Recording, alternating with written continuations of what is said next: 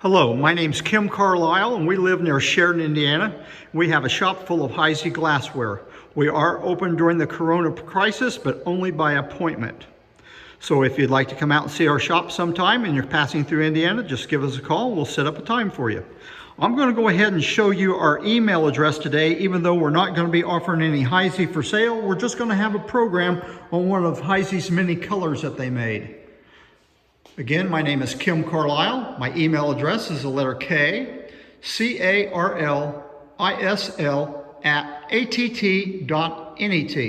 Please note there's no E on the end of Carlisle. You can also look in the Heisey News and the dealer directory and get our phone number from there. Today we're going to be talking about one of Heisey's colors, and the color is called Sahara. So we're going to back out of this room, show you what we've got available today, and we're just going to mention a few little things about each piece. So here we go. Here's the pieces we're going to be talking about today. Just like anything else, if you don't like what you see or what you hear, you can shut me off at any time. Today, all over the United States, we're getting swept by the winds of the Sahara Desert, and they're putting dust all over the United States. Just like the Sahara dust is going all over the United States today, in 1925, Heisey introduced Sahara color. It ran through 1935, and it was a very popular very popular color, and it spread all over the United States. It became their best seller they ever had. So we're going to start out first with a big 12-inch ball vase. This ball vase has what we call wide optic. That is, there's optics that start at the top. There's a little bit of space in between them here and go all the way to the bottom. They do not go on the bottom. And in the large ball vases, there's 12 optics. As the ball vases get smaller in size, there's less optics. So we're going to show you the second ball vase, which is about an 8-inch size, and it has mermaid etching on it. This is a beautiful etching with a sea scene. It's got mermaids that are swimming down, mermaids that are swimming up. It's got little seahorse, it's got bubbles, and it's got fish throughout it. A very popular etching that Heisey did.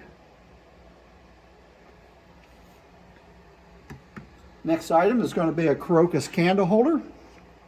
This is an unusual candle holder in that it's got the stem going straight up, then it's got a leaf going out to the side and another candle, and it is marked right here along the bottom. Very difficult to see, but it is marked.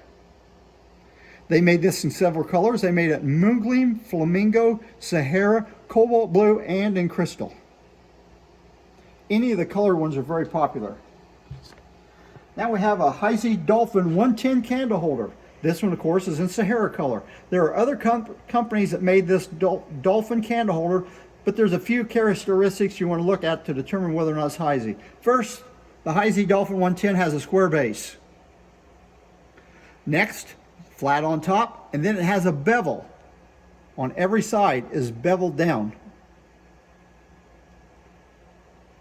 Has a little round eye, got large scale, but the most distinguishing feature about this you want to look for is the socket and the little stem going up the socket. Heisey ones has this little colonial pattern on it as well as the top, and it's relatively plain. There are other companies that made them, though this is pretty fancy on top. The Heisey one in Sahara is very unusual to find. Next item we have is a pleat and panel pitcher with an ice slip on it. Very unusual in this color. Usually you see them in moongleam and flamingo or crystal. I might mention moongleam is green, flamingo is pink. Of course, Sahara is this little topaz or the yellow color. Another piece seldom seen in Sahara is a 20th century little milk pitcher.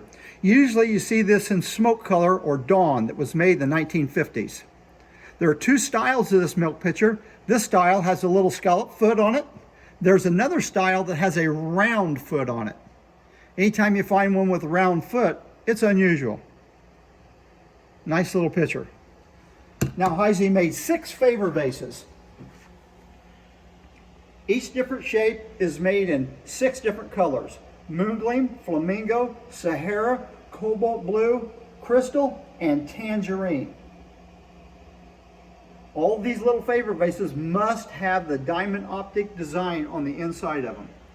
And the very last one in Sahara is the hardest Sahara one to find. It's the one with the long neck on it.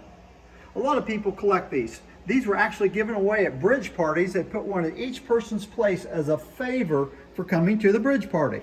They originally sold for about 3 cents a piece. Next item we have is a swirl vase with diamond optic. You'll also see these without diamond optic, usually marked in the center of the bottom. They made these in 2 different styles. They made them with a flat top, and they made them where they tooled this down and made ruffles out of the top of it. They made them in moongleam, flamingo, Sahara, crystal, and cobalt blue. And they're all very popular today with collectors. Now the next item we have on the list is a candle holder. There was a poet that was very popular back in the 1930s, and her name was Edna St. Vincent Millay. She had a poem called First Fig, and the last part of that poem ended with, "My candle burns at both ends, it will not last the night. But ah, my foes, and oh, my friend, it gives a lovely sight." So this candle holder, I think, was actually named after her and that poem. It is a candle that literally burns at both ends. It has a patent applied date in the bottom of it, even though Heisey never applied for a patent. And it has a little diamond H right in there. Very, very popular candle holder with collectors today. They made them in moongleam, flamingo, Sahara, crystal, and cobalt blue. Next item is a piece of Stanhope. As far as I know, this is the only piece of Stanhope that has ever come out in Sahara. Has the little T knobs on it that are made out of bakelite. These are called ivory. It's just a little relish dish. Very unique item. Next item is a Whaley beer mug with sportsman etch. What's unusual, of course, is the Sahara handle, and the rest of it's in crystal. And this is called Sportsman. It's got a hunter, he's got a cap on, he's got a gun, and he's got a dog. This is not called hunter etch, it's called Sportsman etch. Plain on the back side. Next item we have is a martini mixer.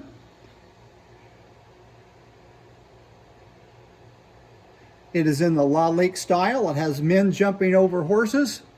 It's got dogs running around it.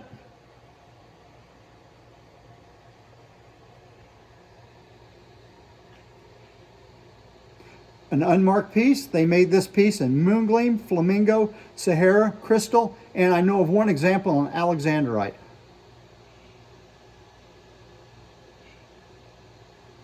And of course, a cocktail mixer wouldn't be any good unless you've got a little cocktail glass to go with it.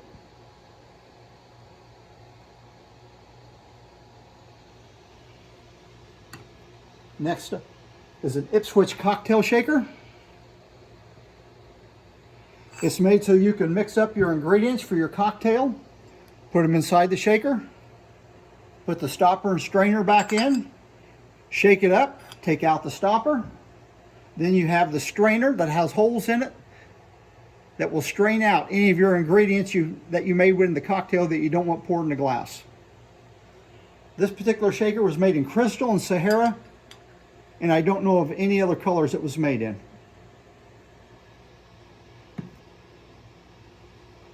This item is called a horseshoe vase. It's got a little pour spout on each end, even though you're not going to pour out of the vase. It's always ground all the way around the top on both sides. And this one has Diana carving on it. That is, this design was actually put on here with sandblast. They put a mask on here that has a Diana design on it. Then they sandblast the rest of the glass away that gives it a frosted effect. So the figure actually stands out from the glass. This piece was made in moongleam, flamingo, and crystal. Next item we have is an Empress punch bowl. Very large punch bowl. The punch bowl was made in moongleam, flamingo, Sahara, and crystal. Anytime you find a piece of Empress and it's in color, it's definitely the Empress pattern. They took the same pattern, they reworked the molds later on in the 40s or the 50s. They put undentations on the inside that you can actually feel optics. This is smooth on the inside. And when they put those optics in it, they called the pattern Queen Anne. Queen Anne was only made in crystal. So if you find a piece of crystal, you have to determine whether or not it has the undentations in it. If it has the undentations in it, it's going to be Queen Anne. If there are no undentations in it, it's going to be Empress. There were over 100 items made in this Empress line, so it's a good pattern to collect if you like a lot of glass. Next item is a 5-part or a 4-part relish with a little center section. What's unusual about this, it has the original lid, and you can see it's got a little spot for you can put a spoon on the inside of it.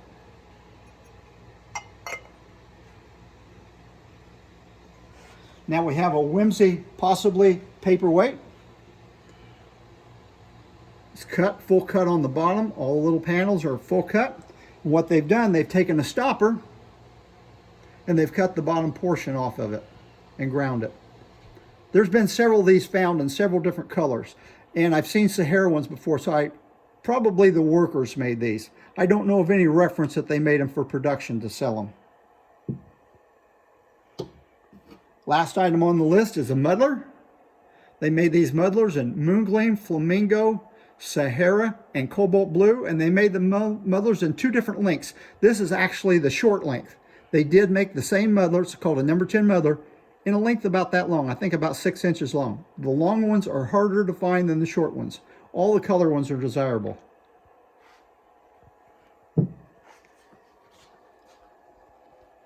So that finishes up our program today. Hope you enjoyed it. Passed a little bit of time. Maybe we'll do another program sometime. So if you like, you can subscribe to our channel and you'll get notifications when we do a little video. Also, once a week on Thursday mornings at 8 o'clock Eastern Time, we have what we call Half Price Thursday, where we pull things out of the shop, put them on this table, and everything is sold for half the price. Hope you have a nice day. Thank you very much, and goodbye.